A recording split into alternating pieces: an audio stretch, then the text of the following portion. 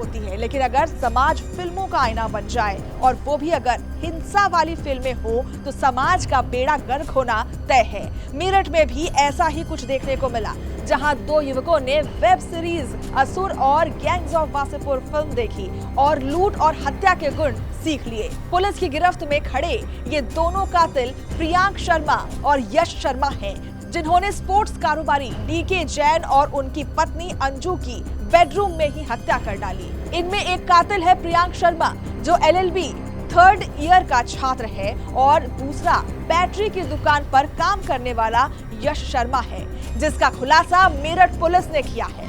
थाना ब्रह्मपुरी के अंतर्गत 10 तारीख को प्रातः 7:30 से 8:30 के बीच में एक बुजुर्ग दंपत्ति हैं, उनमें एक व्यवसायी हैं, उनके घर में 2 युवकों के द्वारा घुसकर गोली चलाई गई और उसके अलावा घर में जो बड़े बेटे और उनकी जो पोती थी उनको बंधक बनाकर लूटपाट की गई थी और इसमें आभूषण उनके घर से लूट हो गए थे। और उनके द्वारा बताया गया कि जो एक वेब सीरीज थी असुर आई थी 2020 में, उसको उस टाइम में इसने देखा था प्रियांक शर्मा ने, और उसके बाद इसने सोचा था कि मैं कोई ऐसी घटना करूंगा या कोई ऐसा अपराध करूंगा और जिससे कि मेरी आर्थिक स्थिति भी अच्छी होगी और मेरा जो आगे व्यवसाय भी मैं कर पाऊंगा। प्रियांक शर्मा कानून की पढ़ाई करते करते कातिल बन गया। उसके दिमाग में एक शातिर छिपा था, पैसा कमाने की हवस थी। जरायम की दुनिया में वो बेताज बादशाह बनना चाहता था, बड़ा गैंगस्टर बनना चाहता था। इसके लिए उसने पहले असुर वेब सीरीज देखी और फिर गैंग्स ऑफ वासेपुर फिल्म। बस यहीं से उसका दिमाग और शातिर हो गया। मेरठ के ब्रह्मापुरी थाना इलाके के गौरीपुर के रहने वाले स्पोर्ट्स कारोबारी डीके जैन के घर की वो 2020 से रेकी कर रहा था। स्पोर्ट्स कारोबारी के घर से कुछ दूरी पर ही प्रियांक के मामा की दुकान थी और यहाँ के बहाने वो स्पोर्ट्स कारोबारी के घर की रेकी कर रहा था। और गुरुवार को उसने अपने साथी यश शर्मा के साथ घर में घुसकर लूट की तो डीके जैन की पत्नी अंजू ने विरोध कर दिया। बस फिर क्या था, डीके जैन को भी गोली मार दी और उनकी पत्नी अंजू को भी। पोती और बेटे को कमरे में बंद कर दिया। डीके जैन की मौके पर ही मौत हो गई, जबकि पत्नी ने अस्पताल में दम तोड़ दिया। 2 अभियुक्तों प्रियांक शर्मा और यश शर्मा की गिरफ्तारी की गई है। ये दोनों पड़ोसी हैं और इसमें प्रियांक शर्मा LLB के मेरिट कॉलेज में छात्र हैं। इसके अलावा जो दूसरा यश शर्मा 8वीं पास और एक बैटरी की दुकान में कार्य करता है। इनके द्वारा योजना 2020 के बाद वेब सीरीज देखकर ये अपनाई कि इनकी आर्थिक स्थिति ठीक नहीं थी, तो इसके द्वारा वेब सीरीज देखी गई और इसके द्वारा सोचा गया कि मैं भी लूटपाट करूंगा और एक अच्छा सामान मुझे मिलेगा, उसके बाद मैं व्यवसाय आरंभ करूंगा।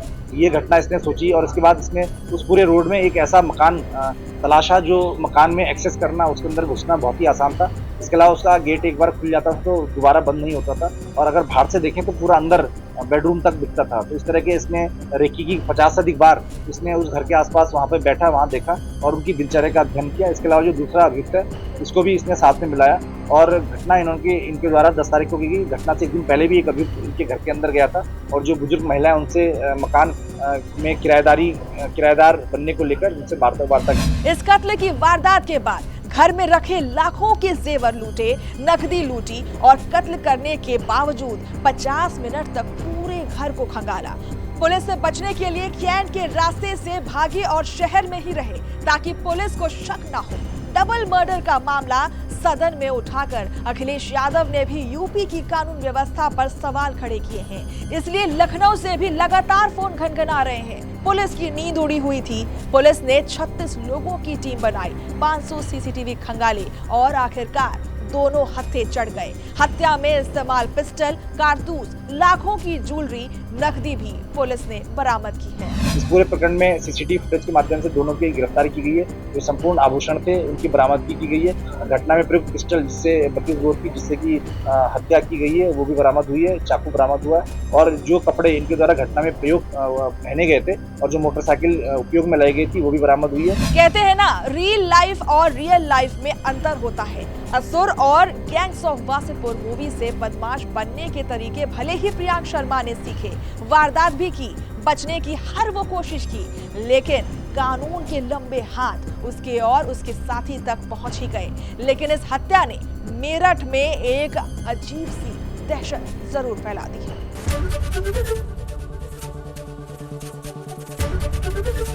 ABP गंगा, खबर आपकी, जुबान आपकी।